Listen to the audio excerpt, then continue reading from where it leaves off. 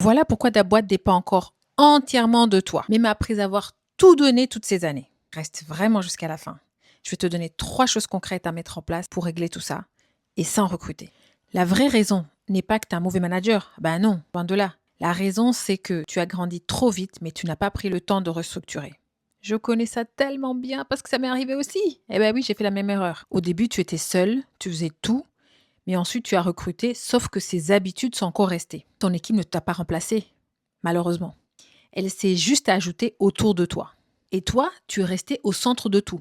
Tu es devenu le goulot d'étranglement de ta propre entreprise. Je suis désolée de te dire ça comme ça, mais c'est bien la réalité. Alors, voilà ce que tu vas faire. 3 actions.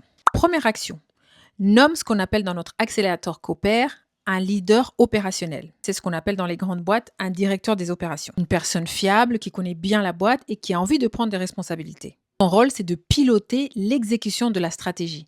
Toi, tu définis où est-ce que vous voulez aller et lui s'assure que vous y allez vraiment. Tout ce qui est opérationnel s'arrête à lui, ça ne vient plus à toi. 2. Arrête de répondre aux questions de ton équipe ou de tes équipes. Arrête ça.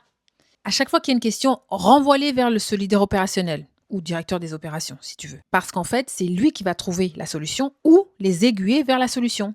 Parce qu'à chaque fois que tu vas leur répondre, ils vont jamais devenir autonomes. Troisième action, identifie tes 3 décisions les plus chronophages et délègue une dès cette semaine.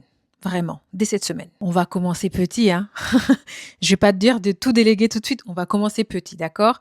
Et ensuite, on va incrémenter petit à petit. Maintenant, si tu veux aller plus loin, j'ai un diagnostic flash de 5 minutes qui va te permettre de calculer ton score d'autonomie. Qu'est-ce que c'est? Eh bien, en fait, ce score va te permettre de savoir à quel point est-ce que ton entreprise dépend de toi. Plus le score est élevé, et moins l'entreprise dépend de toi. L'objectif, c'est d'aller à 100%. Avoir un score d'autonomie de 100%, ce qui veut dire que l'entreprise ne dépend pas du tout de toi.